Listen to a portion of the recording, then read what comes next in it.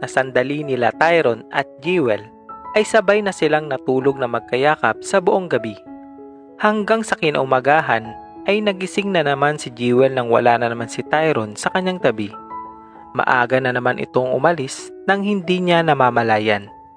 Kaya muli ay tinawagan niya ang kanyang swimming instructor na kilalanin natin sa pangalang Dexter para sa kanyang pangalawang swimming lesson.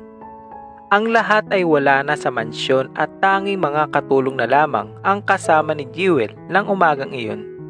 Kaya't mag-isa nag-almusal ito habang hinihintay ang pagdating ni Dexter, na siyang dumating naman makalipas lamang ang halos 1 oras. Dito dumiretso na muli sila sa pool para ipagpatuloy ang kanilang swimming lesson. Naging maayos naman ang kanyang pagsasanay at halos 1:00 na din nang sila ay tuluyang nakatapos. Doon ay nagtungo naman si Jewel sa library ng mansyon para kumuha ng ilang libro nang mababasa niya. At nang tapos na ito magbasa at magpahinga, ay kumain muna ito bagong muling pumunta sa pool para sanayin panglalo ang kanyang sarili. Desidido siyang i-impress ang kanyang asawa, paraan na sa tingin niya ikakagulat nito at hindi nito aakalain.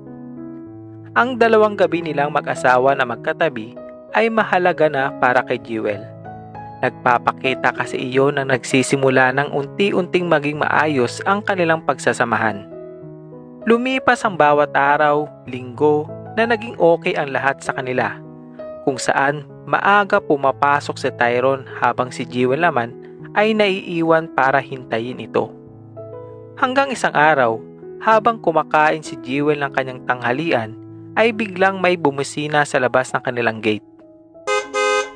Ito ay si Tyron na sinusundo siya para sa isang importanteng lakad. "Ma'am Jewel, hintayin daw po kayo ni Sir Tyron sa sasakyan niya. May importante daw po kayong lakad." Wika ng katulong kay Jewel na agad namang umakyat sa kanyang kwarto para magbihis. Si Tyron naman ay tila masaya sa kanyang araw dahil hindi maalis ang ngiti nito habang hinihintay ang kanyang asawa. Ilang minuto ang nakalipas ay sumakay na si Jewel sa tabi nito. "Sweetheart, ganda mo ngayon ha. Tara na. Saan tayo pupunta, Tyron?" "Sa opisina. May sorpresa ako sa'yo. So chill and relax." Pinaandar na ni Tyron ang kanyang sasakyan at habang nagdadrive ay gumapang ang isang kamay nito sa kamay ni Jewel na tumingin naman sa kanya, taglay ang matatamis nitong ngiti. Ilang sandali lamang ay nakarating na din sila sa mataas at magarang building ng Pamilya Rivera, kung saan nandun ang main office ni Tyron. Sila ay pumasok sa building na magkahawak ang kamay at halos mahiya si Jewel sa mga patagong reaksyon ng mga empleyado doon na nakakakita sa kanila. Pag-akyat sa 18th floor ay inutusan muna ni Tyron si Jewel. "Close your eyes, sweetheart." Si Jewel naman ay may kabang ipinikit ang kanyang mga mata habang inaalalayan ito ni Tyron papasok sa isang kwarto. "Pwede ka nang dumilat." Dito tumambad kay Jewel ang newly furnished office na ginawa ni Tyron para sa kanya, kung saan nakalagay ang kanyang pangalan bilang bagong Vice President of Operation ng kanilang kumpanya. "Happy? Hope you like it. Ito na ang office mo. Ilang araw ko ding inasikaso at pinagkagastusan yan para sa'yo. Si Nicole pa mismo ang nagsaayos ng mga gamit mo dyan para magustuhan mo. Pero tandaan mo, sweetheart, dadaan ka muna sa 6 na buwan na training para mas mapag-aralan mo ang dapat at tama mong gawin para sa kumpanya." Si Jewel ay halos matulala sa sorpresang binigay sa kanya ni Tyron. Napakalawak at napakaganda ng kanyang magiging opisina. Bagong office table, executive chair, couch, filing cabinet, at vault para sa mga mahahalagang bagay. "Tyron, is it this too much? Hindi kaya masyadong critical ang posisyon na yan para sa akin?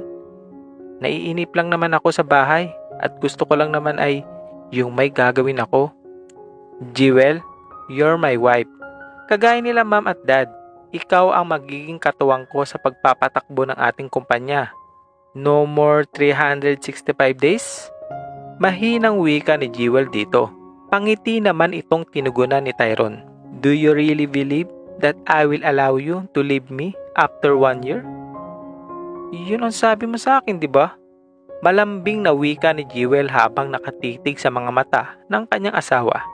Si Tyrone naman ay hindi na muna sumagot sa tanong na yun, kundi dahan-dahan na lamang nitong nilapitan si Jewel na napapaatras naman kasabay nito, hanggang sa mapasandal na ito sa kanyang office table.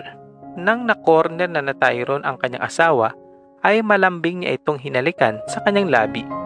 Noon yun, when I thought I couldn't make love with my wife, but then you're too sexy to resist. Pero paano na yung ibang babae na gustong akitin ka? They're nothing to me. All I think about is you and you only. Sabay kindat sa kanyang asawa. Unti-unting hinuhubad ni Tyrone ang blast ni Jewel habang dahan-dahan niya itong hinahalikan.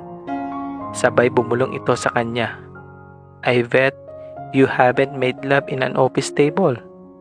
Pero Tyrone, baka may pumasok. Si Tyrone ay humalik muna ng humalik sa kanyang asawa bago ito nagsalita. The door is locked, sweetheart. Don't worry. Bumaba ang mga halik ni Tyrone mula sa leeg hanggang sa dibdib ng kanyang asawa, para mas lalong ganahan at mag-init ang katawan nito sa kanya. Maigpit silang nagyakap at nagpalitan ng madidiin at maiinit na halik mula sa isa't isa. Dito ay inihiga na siya ni Tyrone sa office table at unti-unting tinanggal ang pang-ibabang kasuotan ni Jewel. And right there in the office table ay nagawa nitong angkinin nang walang kahirap-hirap si Jewel. Nasarap na sarap naman sa ginagawa ng kanyang asawa. Pagkatapos silang makaraos sa kanilang ginawa, ay agad na din nilang ibinalik ang kanilang mga kasuotan. Pagkalabas nila ng office, ay pinatawag kaagad ni Tyrone si Nicole para mag-announce sa lahat ng isang meeting para i-welcome ang kanilang bagong Vice President for Operation na walang iba kundi ang kanyang asawa na si Jewel. At makalipas lamang ang ilang minuto ay yun nga ang nangyari. Nataon din na nandun pala si Mr. John na nasaksihan ang ginawang pagpapakilala ni Tyrone sa kanyang asawa sa harapan ng lahat. Hindi naman maalis ang ngiti at kagalakan nito dahil sa tila naging maayos na ang pagsasamahan ng dalawa. Nicole, magpa-reserve ka ng isang malaking dinner sa pinakamalapit na hotel natin para sa buong pamilya ng aking asawa. Sinalubong naman sila ng kanyang ama na tuwang-tuwa sa kanyang natunghayan. Sinabi ko na nga ba't hindi ako nagkamali ng pagpili sa iyo para mapangasawa ni Tyrone. Bigyan niyo ako agad ng apo ha. Masayang wika ni Mr. John na ikinapula ng mukha ni Jewel. Makalipas ang 1 oras ng mainit na pagbati kay Jewel mula sa mga empleyado ng kumpanya, ay dumiretso na sila ni Tyrone sa hotel at doon tinawagan nito ang kanyang driver na sunduin ang pamilya ni Jewel. Gayun din kinontak nito ang kanyang 2 kapatid at ang kanyang ina para sumunod doon para makapag-banding ang lahat. Ang lahat ay naging masaya para sa dalawa, lalong-lalo na si Joanna na hindi katulad dati ay nakikita ng masaya ang kanyang ate. Halos hating gabi na din nang matapos ang kasiyahan ng pamilya. Ang pamilya ni Jewel ay inihatid na ng driver pauwi sa kanilang tahanan, habang ang mag-asawa naman at pamilya ni Tyrone ay dumiretso na sa mansyon para magpahinga. Si Tyrone at Jewel ay bumagsak agad sa kanilang kama at halos sabay din nakatulog dahil sa pagod at kabusugan. Kinaumagahan ay ginising pa ni Tyrone si Jewel para maaga ito makapasok sa opisina. May iba kasi siyang lakad ng araw na yun, kaya't hindi na niya ito masasamahan. Ibinili na lamang ito ni Tyrone sa kanilang driver. Sa kabilang banda naman, ay maaga din pumasok si Nicole para sa bagong Vice President ng kumpanya. Siya kasi ang inatasan o malalay dito sa mga bagay na dapat niyang matutunan kapag wala doon si Tyrone. At doon na naabutan ni Nicole si Jewel sa bago nitong opisina. Congratulations! Napalambot mo din ang puso ni Sir Tyrone. Nadaan lang sa pagtsatsaga at saka dahil yan sa mga bilin mo sa akin. Pangiting wika ni Jewel dito. Kaya may utang ka sa akin, kailangan mo ako i-treat. Sure, saan mo gusto? Gagabihin naman si Tyrone mamaya kaya halos free ako ngayong araw. Wow, sige sige. Dito ay biglang napaisip si Jewel. Kaya itinanong niya dito kung sino ba talaga ang pinalitan niya sa pwestong iyon. You didn't know? Hindi niya sinabi sa akin eh. Naiilang din ako itanong. Then, wag mo na isipin yun. Wala naman tinanggal si Sir Tyrone sa pagkakalam ko. Maganda niyan, siya na lang kausapin mo. Siguro nga, siya na lang. Biglang tumunog ang telepono na agad naman sinagot ni Jewel. Ito pala ay si Tyrone. Hello, sweetheart. How are you? Okay naman. Ikaw? What time are you going home? Hindi ko alam. Baka malit ako ng pag-uwi, sweetheart. Take a cab going home, okay? Pagbalik ko dyan, mag-hire ako ng personal driver mo. Okay lang ako, mag-taxi Tyrone. Sanay naman ako. Mahinang pagtanggi ni Jewel sa alok ng kanyang asawa. No, sweetheart. That's final. Sige na, babalik na ako sa meeting. Take care. Sabay binaba na nito ang telepono. Maya-maya pa ay may biglang kumatok sa pinto ng office ni Jewel na agad naman pinagbuksan ni Nicole. Ito pala ay si Ivan na binigyan siya ng masayang pagbati.